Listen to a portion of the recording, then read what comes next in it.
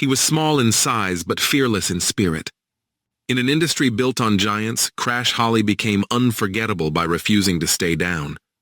Night after night, he crashed his body through tables, ladders, and steel, turning pain into entertainment for millions. Fans laughed, cheered, and believed his smile meant everything was fine. But on November 6, 2003, that smile disappeared forever. At just 32 years old, Crash Holly was found dead alone, silent, and far from the roaring crowds that once loved him. Officials called it an overdose. Friends called it shocking.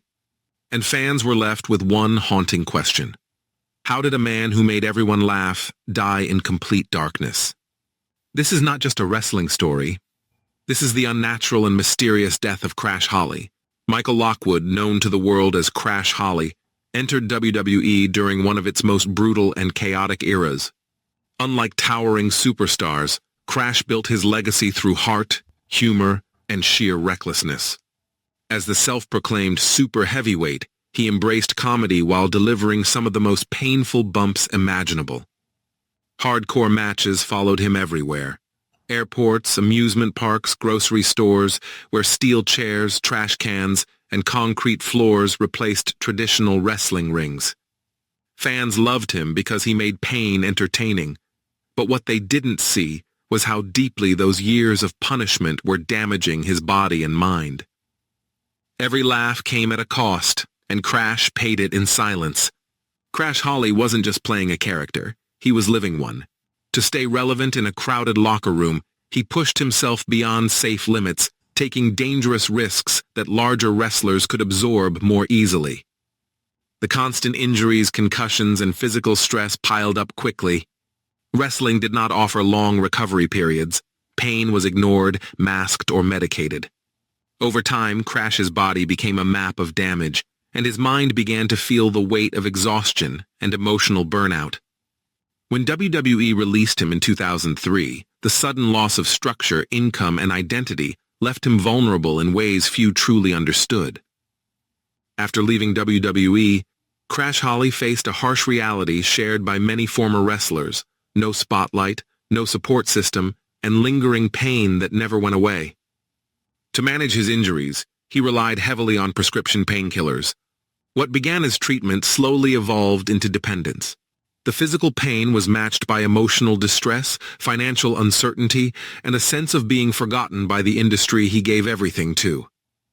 Friends later recalled that Crash struggled to find stability, battling depression while trying to rebuild his life away from wrestling. The laughter that once defined him was fading. On November 6, 2003, Crash Holly was found dead in a hotel room in Florida. He was just 32 years old. The official cause of death was ruled an accidental overdose caused by a toxic combination of prescription medications. There was no note, no warning, and no dramatic ending, just a quiet death that shocked the wrestling world. Fans were stunned. How could someone so full of energy, humor, and resilience disappear so suddenly? The simplicity of the explanation felt unsettling, especially given the pattern of similar deaths among wrestlers of that era. While authorities ruled Crash Holly's death accidental, the circumstances raised troubling questions. Years of physical trauma, untreated concussions, and dependency on painkillers create a dangerous environment where accidents become almost inevitable. Crash was part of a generation that sacrificed long-term health for short-term entertainment, often without proper medical care or mental health support. Whether his death was a tragic mistake or the final result of accumulated damage, one truth remains.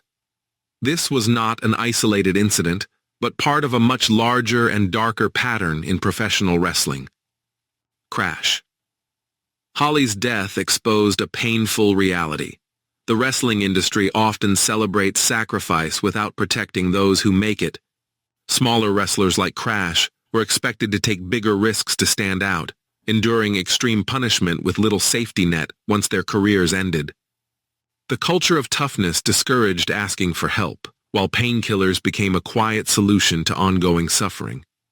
Crash's story echoes alongside many others' young lives lost, officially explained, but emotionally unresolved.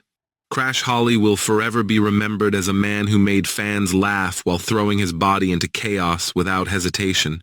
He proved that heart mattered more than size, and that courage could come in unexpected forms.